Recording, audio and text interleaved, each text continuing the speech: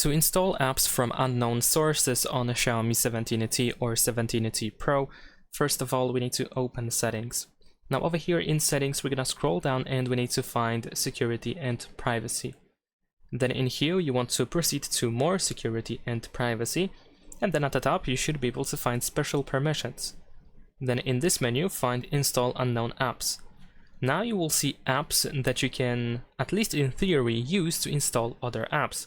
So for example, if you have downloaded an app using the Chrome browser, you want to choose Chrome over here and you want to allow the Chrome browser to install apps, install unknown apps or install apps from unknown sources. Once you enable this option, and usually you have to tap that you are aware of possible risks, and then after 10 seconds you can press OK. But once you do that, you should be able to go back to the, in this case, the Chrome browser, and install the app that you just downloaded. And that's pretty much it. Leave a like and subscribe.